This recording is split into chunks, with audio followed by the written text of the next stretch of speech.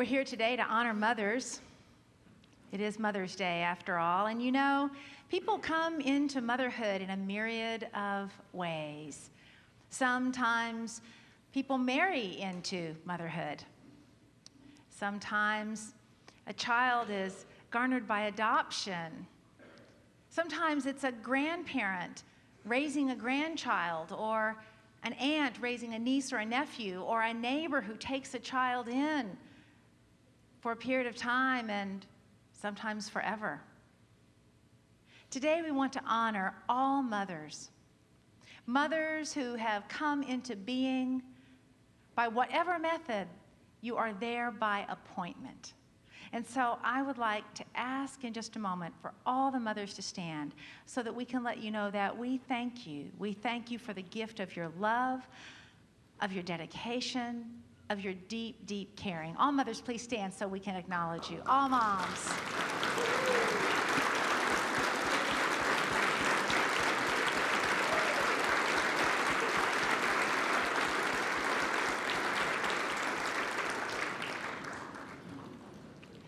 Awesome. And I'd also like to honor the grandparents in the room. I had the privilege a couple of weeks ago of officiating a celebration of life service for one of our dear congregants, Gertrude Nelson, who made her transition at the age of 104. And I heard one of the most beautiful tributes ever spoken as from her great-grandson. And her great-grandson stood up and said, "My grandmother was there when I hit my first home run. My grandmother was there when I made my first touchdown." And I know that's not always possible for all grandparents, but I want you to know as grandparents that you are deeply appreciated. So would all grandmothers, great-grandmothers, great-great-grandmothers all stand, please? We want to honor the grandparents in the room.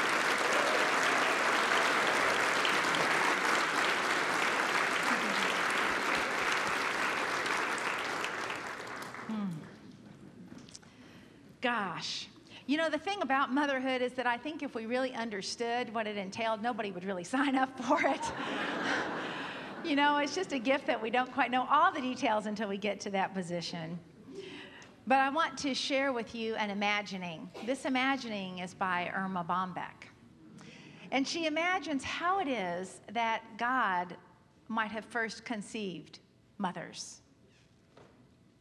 When the good Lord was creating mothers, he was into his 6th day of overtime when an angel appeared and said, "You're doing a lot of fiddling around with this one." And the Lord said, "Have you read the spec on her? She has to be completely washable but not plastic, have 180 movable parts, all replaceable, run on black coffee and leftovers, have a lap that disappears when she stands up, a kiss that can cure anything from a broken leg to a disappointed love affair, and 6 pairs of hands." The angel shook her head slowly. 6 pairs of hands? No way. "Oh, yes, and it's not the hands that are causing me the problem," said the Lord. "It's the 3 pairs of eyes the mothers have to have." And that's just the standard model. 1 pair of eyes that sees through closed doors when she asks, "What are you kids doing in there?" when she already knows. And another here in the back of her head that sees what she shouldn't, but what she has to know. And of course, the ones here in front that can look at a child when he goofs up and say, "I understand, and I love you," without so much as uttering a word. "Lord," said the angel, touching his sleeve gently, "rest now. Tomorrow you can—" "I can't," said the Lord. "I'm so close to creating something close to myself. I'm so close to creating something close to myself. Already I have one who heals herself when she's sick, can feed a family of 6 on 1 pound of hamburger, and can get a 9-year-old to stand under a shower." The angel circled the model of the mother very slowly. "She's too soft. but tough, said the Lord excitedly. You cannot imagine what this mother can endure and do. And finally, the angel bent over and ran her finger across the cheek. There's a leak, she pronounced. I told you you were trying to put too much into this model. It's not a leak, said the Lord. It's a tear. What's it for? It's for joy, sadness, disappointment, pain, loneliness, and pride. You're a genius, said the angel. And the Lord looked somber. I didn't put it there.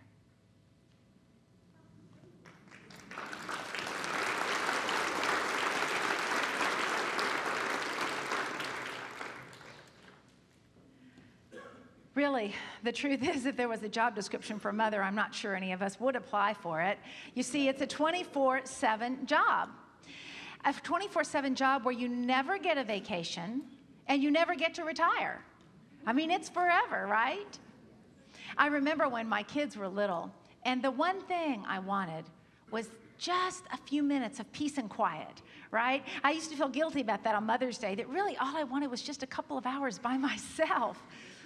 We were talking about this at lunch the other day, and Deb Hill Davis, one of our ministerial interns, said that she had a solution to that, and that when her kids were young, she would put herself in timeout.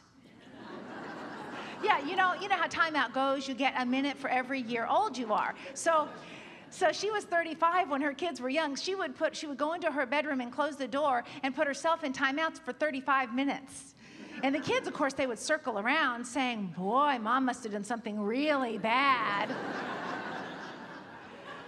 I told her she should have told them there's a new rule that when you get to be an adult, you have to go into timeout for 2 minutes for every year old you are. I wish I'd have thought of that one when my kids were small, but I didn't think about that one. So it's a 24/7 job, and it does not ever end. That's the nature of it. And the thing about it is you never get proficient at being a mother, because in a typical job that you have, you learn a new skill and you get competent at it, right? And maybe you get a promotion and you learn another skill, but the job of a mother is changing every single day, because your kids are changing every single day. Before you know it, they've gone from toddlerhood to elementary school, and next thing you know, they've gone from teens to young adulthood, and you just about get good at one age, and then they're on to something else, right? My oldest daughter is about to turn 30. That's a whole other decade of incompetence for me, let alone the fact that I now feel very old. How can it be that I've got a daughter who's 30? I just don't know when that happened. Yeah. So you never get completely, you never do get perfect at it. There is no mother who's perfect. You see, there is no mother who's perfect because there isn't a manual for motherhood, or there maybe was a manual, but no sooner do you read one manual than you've got another manual that takes over. So our mothers did the best they could with what they knew to do, because they learned from their mothers who did the best they could with what they knew to do. And theories in psychology shift and change all the time. That's the way it is with motherhood. My mother took great pride in teaching us to be independent, and she was successful at that. Now, sometimes I kind of wished that she'd been able to be a little more present, but by golly, she did teach us to be independent. That was her intention. Today, we've got helicopter parenting, right? And we're watching every single motion of our children. Who knows what the right thing to do is? Right? So it shifts and changes on you, this job description of motherhood. Osho, the spiritual leader from India, says, the moment a child is born, the mother is also born. She never existed before. The woman existed, but the mother never. A mother is something absolutely new. And that's true. It takes great courage to be a mother. It takes great strength and great courage to be able to stand your ground when you believe you're right. Those kids are mighty strong, no matter what age they are. Irma Bombeck had a thing or two to say also about courage. It's called, I Loved You Enough. She writes, "Someday when my children are old enough to understand the logic that motivates a mother, I will tell them, I loved you enough to ask about where you were going, with whom, and what time you would get home.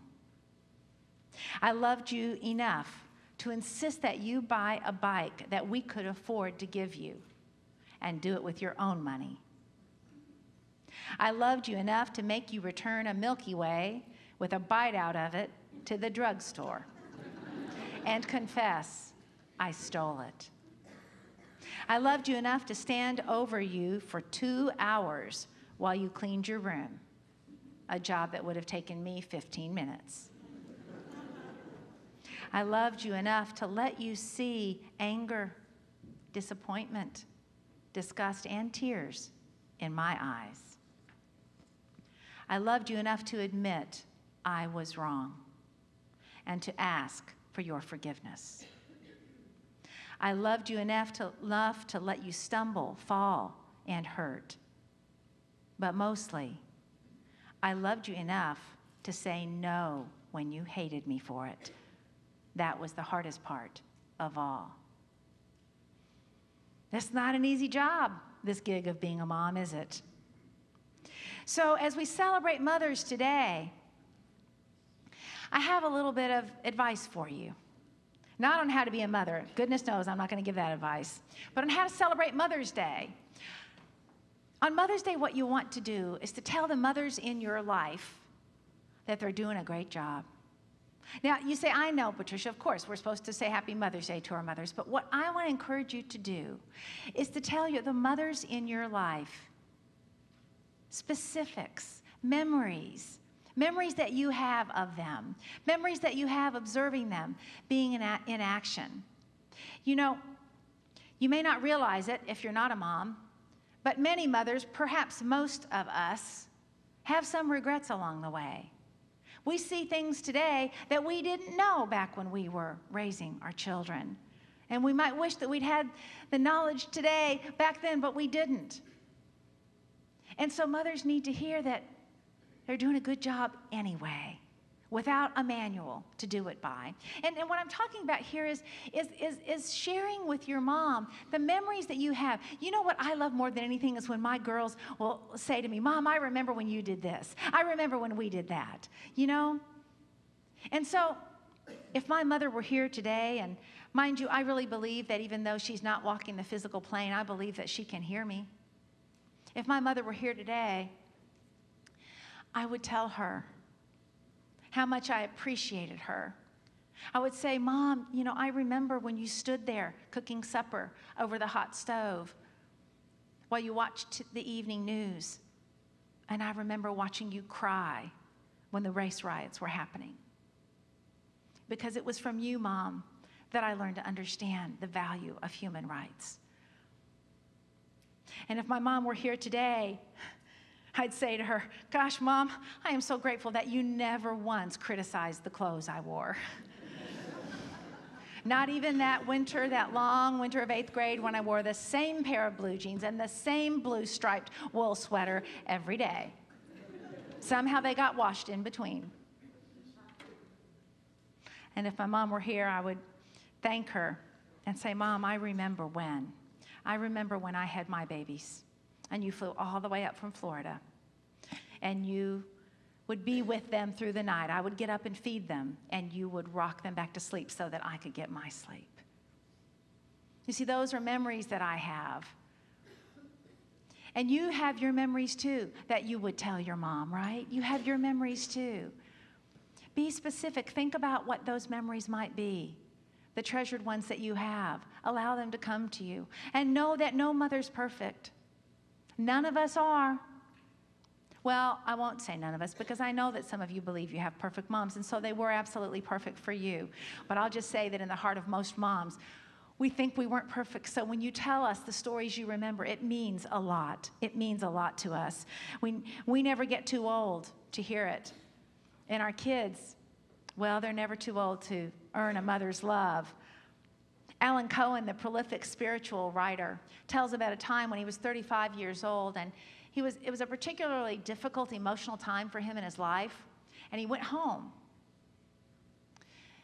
And here's how he describes the experience of going home to visit his mother.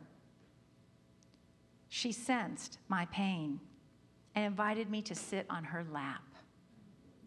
She held me tenderly and caressed me. And in that moment, I learned that I will never be too old to receive motherly love, and that a mother will never outgrow her joy in giving it. What a sweet image. And you got to realize, Alan Cohen is tall. He's a big man. Everyone wants that kind of unconditional love. We want to receive that sensitivity that comes from a mom.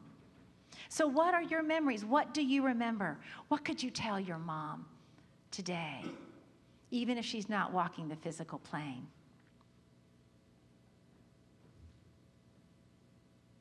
Now, partners, you have an opportunity today as well.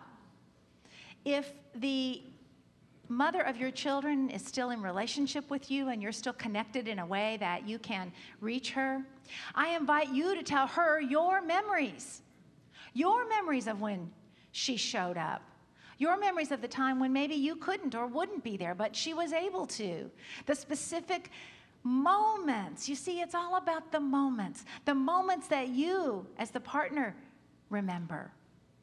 That's the greatest gift that you can give to her, that reassurance that, hey, you did okay. Hey, you're doing okay. Hang in there.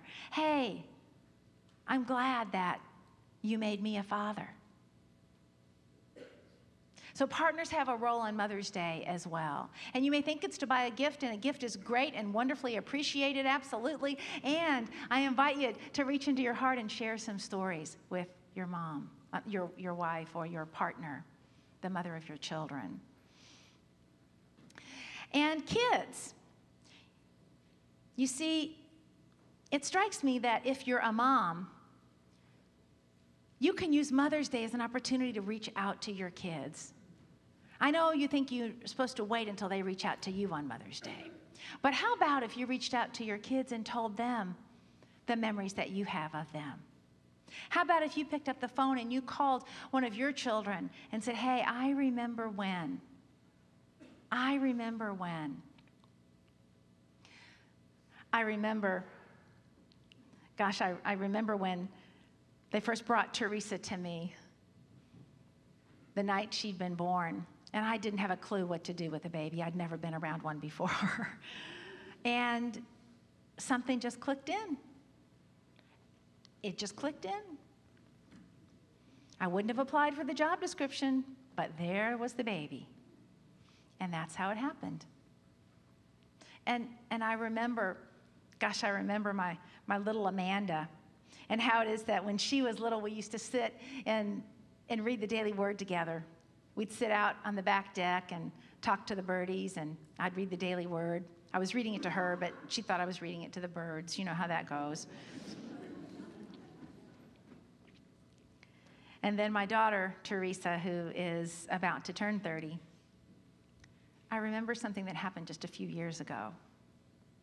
About 4 years ago, I think now, and I'd gone to visit her in New York City. And she had a one-bedroom apartment, so we were sharing the same bed. And in the morning, I woke up before her. No surprises there, because she still is a late sleeper whenever she gets the opportunity. But in those early dawn moments, I had the chance to just watch her sleeping. You know, when your kids become adults, you don't get that opportunity very often. And I found myself, as I lay next to her, hoping she wouldn't wake up anytime soon. And as I lay there with her, I prayed for her and blessed her, and then I found myself composing this poem.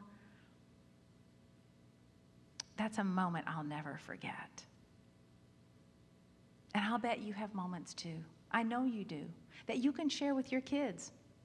And if you are a grandparent, you have an extra opportunity. If you are a grandparent, you can share with your daughter or your son. You can reach out with your daughter or your son and tell them how you observe them being a parent. You know, there is nothing that a parent would rather hear than their own parent telling them, you're doing a good job. Hang in there, kid. You're doing a good job. As a grandparent, you can reach out to your son or your daughter and give them that kind of information. And I know they're not doing a good job all the time, but they're doing the best they can, just like you did, just like your parents did. And so you find, the power of appreciation builds a relationship.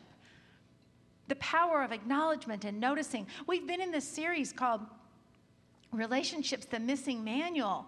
And one of the ways that you can bridge your relationship is through appreciation and acknowledgement. Mother's Day you might consider as an excuse to do that, because I know that there are relationships that have pain in them, and I know that Mother's Day can stir that up. And there is a spirit of love in the air. And perhaps you could use Mother's Day as an excuse to begin that conversation you've been wanting to have with someone. It may not even be with a family member. It may be with a good friend that you notice is such a good mom.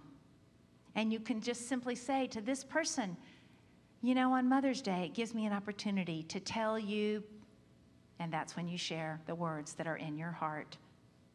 Or it gives me the opportunity to remember the time when, and that's when you have the opportunity to share the words of your heart. Appreciation and acknowledgement, they're rich gifts. In the Bible, in the book of Isaiah, there is that beautiful passage where God is speaking to the people through Isaiah. And they're going through a particularly difficult time. And God says to the people through Isaiah, as a mother comforts her child, so I will comfort you. As a mother comforts her child, so I will comfort you. You see, the truth is that God loves through everyone. And God loves through mothers. And it's no joke, that passage that I opened with from Irma Bombeck when she said that God created something close to himself, or close to herself, as it were. Because that love is there. There's that wonderful saying that God couldn't be everywhere, so God created mothers. So on this Mother's Day, I invite you to open to the love that is God in you and as you, enabling you to be an instrument of love. I invite you to open to the love, whatever it was that you received from the women who served as mothers in your life, and to pass that on. And as we end today, I have a special gift for you, for all the moms in the room. And I want you to know that I believe that that spirit of mothering really is in everyone, whether you have children or don't, male or female. That nurturing spirit is present in everyone. And that's why when you leave today, every woman will receive a flower given to her from one of our children, because you are so special. That is our gift to you. And I have one more for you.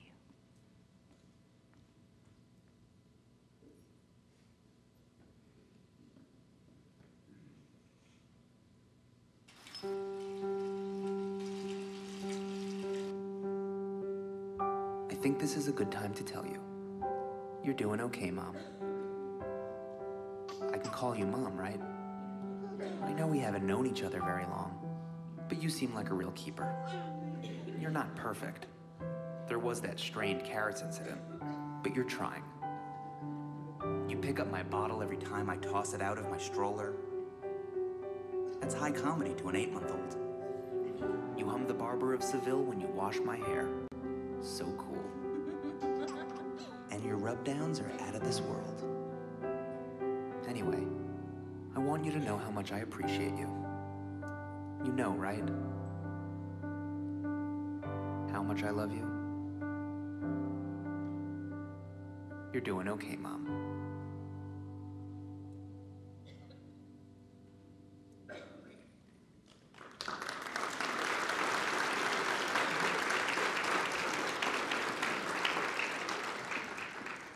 Happy Mother's Day, and God bless you.